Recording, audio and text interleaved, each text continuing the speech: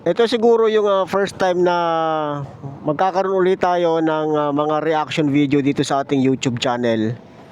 At yung mga rides natin, siguro sa mga ano na lang, sa Facebook page na lang natin i-upload.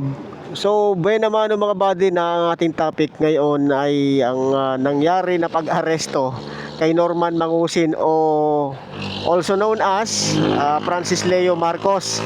So kanina habang naka-live siya sa kanyang YouTube channel, habang kumakain siya, nakakadalawang subo pa lamang matapos makapag-serve ng waiter dun sa kanyang salad, ay nilapitan na siya ng mga pulis at isinerve na yung kanyang warrant of arrest.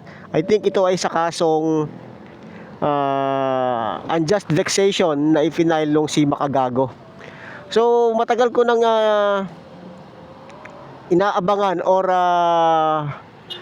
sinusundan itong nangyayari dito kay Francis Leo Marcos, at noong una talagang bilib na bilib talaga ako dito, lalong lalo na nung pandemic mga buddy.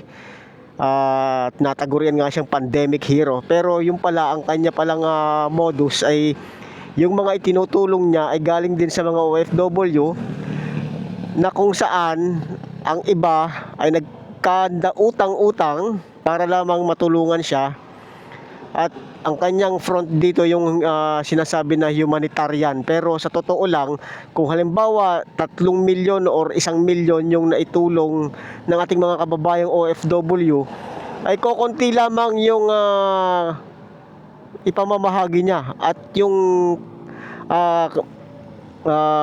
natira ay ibubulsa na. At yun nga, maraming nagrereklamo, maraming mga nabiktima.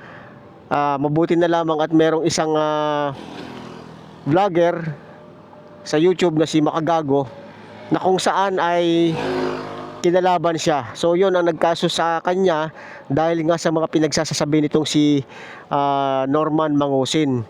Kaya isa rin ako sa natutuwa na naaresto siya kanina at nakapag live pa nga siya bago siya maaresto. Ganun din na nung ipinresenta na siya sa media ng Napolcom ay naka-live din. So marami pa itong kakaharapin na kaso. 12 counts ba naman mga body na unjust vexation, tapos ang